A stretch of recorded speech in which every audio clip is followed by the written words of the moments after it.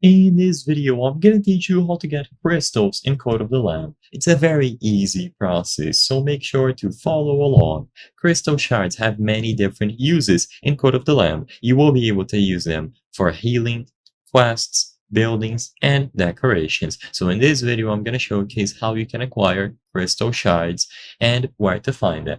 So crystal shards can be acquired and found in Anchor Deep. When you are in Anchor Deep, you will see among the rocks that some have crystals, similar to how the Darkwood has the flowers and the Nora has the mushrooms. If you break the rocks that have the crystals among them, it will drop the crystals that you need.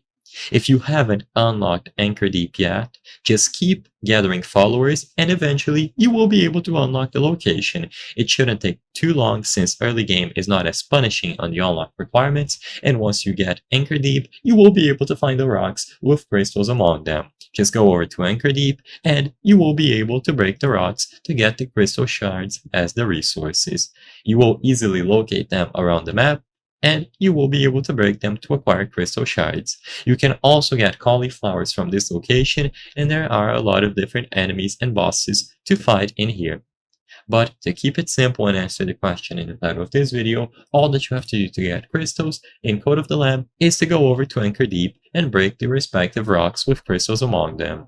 Like I said, you will be able to find it use it for healing for things such as the Tectonic trait, the Curse trait, in quests such as Refractions, buildings such as Lumberyard 2, Missionary 3, and then decorations such as crystal lamps, crystal lanterns, rocks, statues, windows, and so on.